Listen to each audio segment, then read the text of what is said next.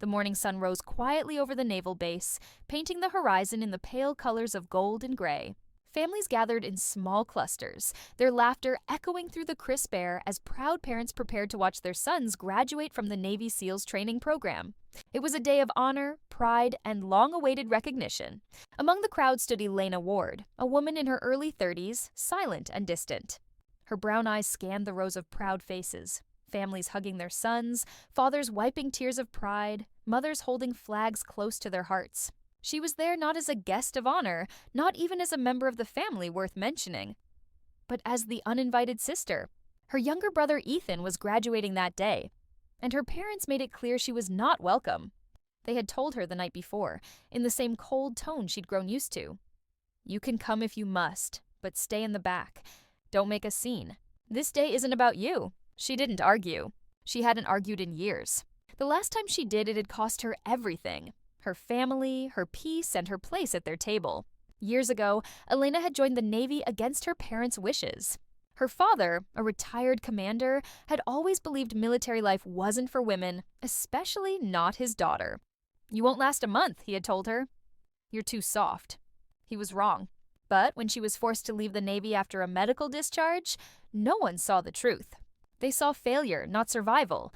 They whispered that she'd quit, that she couldn't handle it.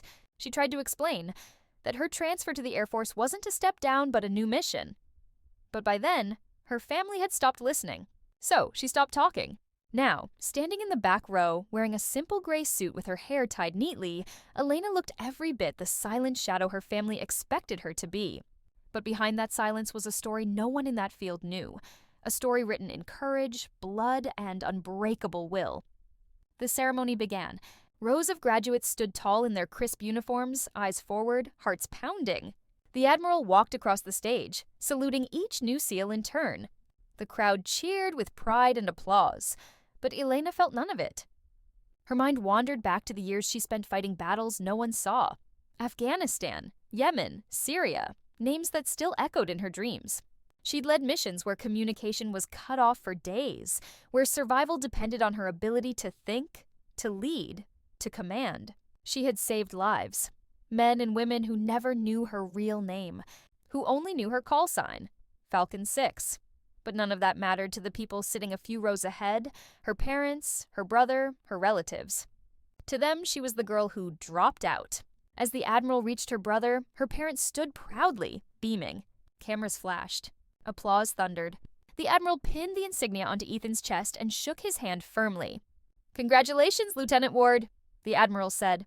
Ethan saluted sharply, smiling wide.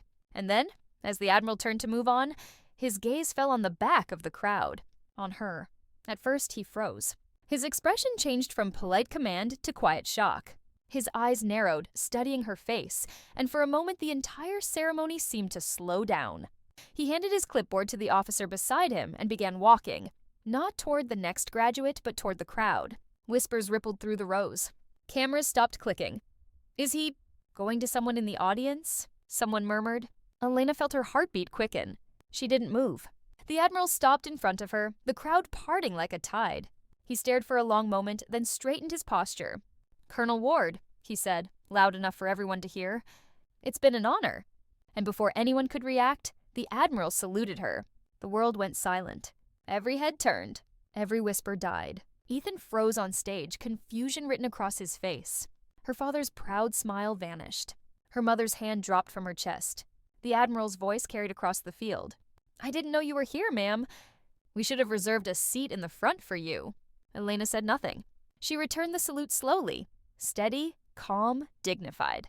Her movements carried the weight of years she had fought to prove herself, years erased by family judgment but never forgotten by those who served beside her. As the Admiral stepped back, he turned to address the audience. "For those who don't know," he said, "Colonel Elena Ward served under my command in Operation Iron Sky. She's one of the finest officers the Air Force has ever had. Many of your sons are alive today because of her leadership." Gasps filled the air. Cameras began flashing again, but now all lenses pointed to her. Ethan's jaw tightened as realization set in. His disgraced sister, the one he never defended, had outranked everyone in their family. The silence was broken only by applause, hesitant at first, then thunderous. The entire crowd stood, clapping for a woman they never noticed. Her father looked at her, his eyes filled with something between pride and regret. But he didn't speak. He didn't need to. For the first time in years, she didn't need their approval. When the ceremony ended, reporters surrounded the Admiral. He answered politely, refusing to take credit for what he called a reminder that respect is earned, not inherited. Elena walked quietly toward the parking lot, her heels crunching against the gravel. Behind her, she could hear her mother calling her name. Softly, almost uncertainly. "Elena!" She stopped, turned halfway, but said nothing. Her mother's voice trembled. "Why didn't you tell us?" Elena's eyes softened. Would it have made a difference? Her mother didn't answer. Elena smiled faintly. Not bitterly, not proudly, just peacefully. "You were right," she said quietly. "This day wasn't about me." Then she walked away. The drive home was long, quiet, and filled with the sound of her own thoughts. She remembered every time she doubted herself, every insult that had driven her harder, every night she had cried alone, not because she failed, but because the people who should have believed in her never did. Now she didn't need their belief. She had earned something far greater, respect, and not the kind that's shouted, but the kind that's given in silence, in a single salute. Her phone buzzed. A message from one of her old unit members. "We saw the clip, ma'am. The Admiral saluting you went viral. Everyone's proud. You deserve this." She smiled at the message, turned off her phone, and looked out the window. The sun was setting, the same sun that rose when she once stood alone at the bottom. Now it felt warmer, because she knew, even if no one else did, that failure isn't what people call you. Failure is what you accept. And she never did.